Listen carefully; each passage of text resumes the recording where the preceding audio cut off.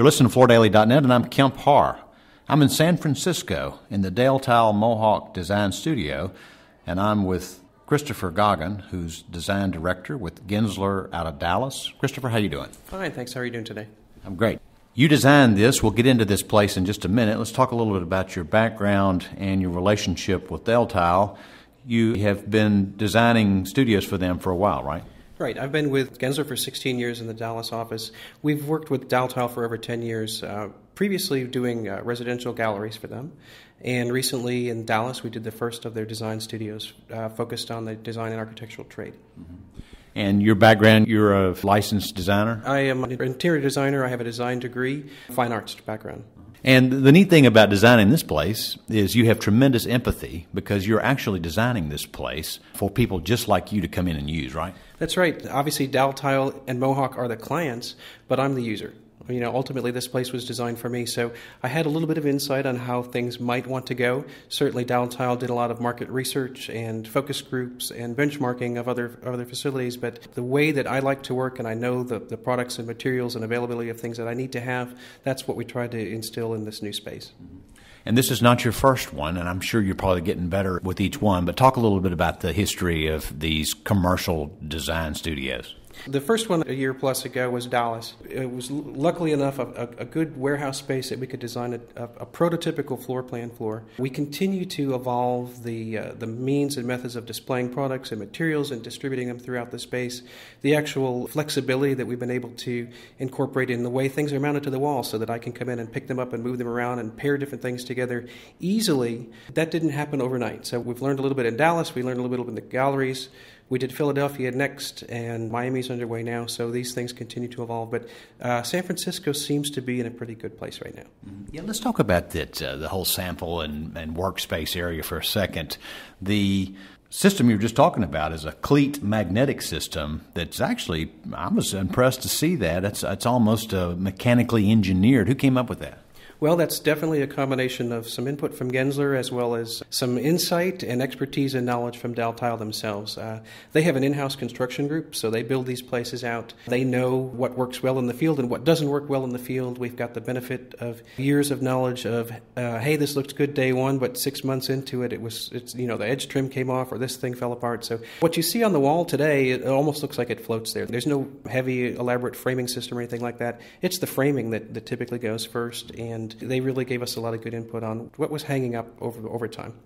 And there's QR codes that actually the user can come in here and I guess bring in their iPad, take a snapshot of this, and go to the website where it talks about that product, right? Yeah, I think that's a great feature. One thing I think of, I don't walk around a lot with a notebook and pencil and paper anymore. I've got my iPhone.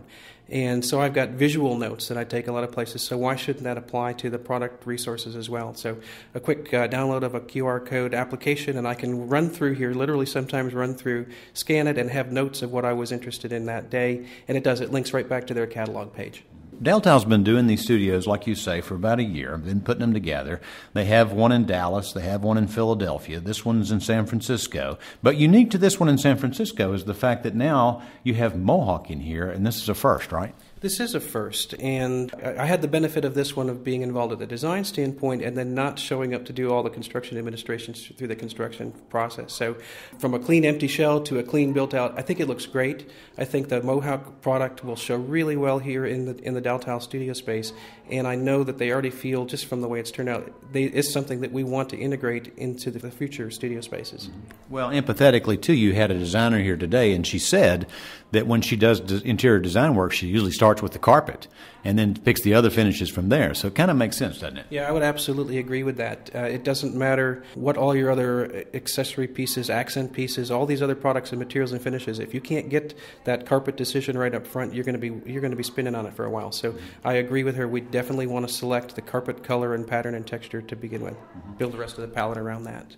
Now, the timing of us being here right now, this is a soft opening for the press, and it opens for people to use this week, right? Yeah, it has been open quietly in the background for 3 weeks or so, I think, and they've already seen a pretty good turnout for that. But yeah, there is a grand opening to the public this week, and then it's full speed ahead. Since this is audio, I mean, this is roughly 9,700 square feet. It's about 85% allocated to Daltile and about 15% dedicated to Mohawk. And the idea here is that interior designers will come over here and they'll pick their finishes and perhaps even bring their client here and pick them together, right? Yeah, we absolutely want to, and we count on and hope for people bringing their clients in and using this as a secondary workspace. When we talked with some of the other designers that have been using the space so far, they mentioned that their in-house resource libraries are shrinking, and I would definitely agree that's happening within our firm as well. Mm-hmm. And just looking, you have LED lighting in here. There's an area where you can control the color range of the light on the studio table. So it really is a designer workspace, isn't it? Yeah, it is definitely not a showroom. It is a workspace, and just like we would have in our commercial resource libraries, light boxes to change color temperature, because each product and material could look dramatically different depending on the color of light that's hitting it. We wanted to integrate that here as well, so that I don't need to take the samples back to my office and do that last-minute test. So a designer who wants to use this facility, what's the reservation check-in system? Well, so far, in none of the locations have we had any issues with too many people showing up for the meeting rooms at the same time. I've been in the Dallas showroom many times when there have been multiple designers in there with multiple clients, and I think we've done a pretty good job of distributing those workspaces throughout the studio, and because of the way they're positioned, there's a little bit of physical separation between them, so I don't think I would feel uncomfortable with multiple people in the space at any given time.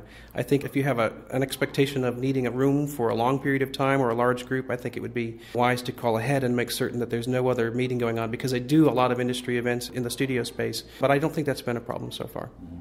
How do you decide which products you put in what area? That is, for me personally, has been the most painful process, because they have so many SKUs, and any given product might have 10 or 12 or more colorways in it, and then when you integrate is it polished, is it matte, is it honed, there's so many levels of sorting to that. But we start big picture and we work down to the details, and so we back way out and we sort of zone the space the way we think we want to have a simplified floor plan and determine the number of products first, and then we go through that catalog from front to back several times, and we bring the products in and pair them in our studio before we make the recommendation. We just have to bite off little pieces at a time till it gets to the right point. And you told me prior to this interview that you want to put the inspirational pieces up front, right? Yeah, so if I'm dashing across town and I'm going to multiple showrooms, I came in here to pick up something specific. I learn new things about their products every time I'm in here. We want those brand new things that I haven't seen in a catalog or heard about yet right up front, where I'm going to catch them on my 2 minutes that I might have to run through the showroom. Now talk about this space here in San Francisco. I mean, this is considered to be the design area, right? And it has easy parking too, right? It is. I think it's amazingly easy parking here. It's a block or so from the core of the design district, I believe. This seems to be sort of an expansion and an evolving area adjacent to the main design district.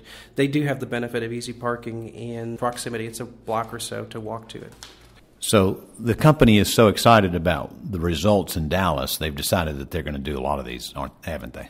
They are, and we will always keep, I believe, each city that has design galleries that are more residentially focused, they will keep those, because that's certainly a market that they want to stay on top of. But I know there are several major metropolitan areas that we're also talking about in addition to the Miami that you've already mentioned. New York, I know, is going to be beginning an upgrade. I think a lot of it has to do with lease upgrades and lease expiration dates in determining the order that they'll be implemented. All right. Well, congratulations. This is a beautiful space here. Again, been talking to Christopher Goggin, who's with Gensler in Dallas and responsible for the design of the Daltile Mohawk Design Studio in San Francisco. And you've been listening to Kemp Harr and FloorDaily.net.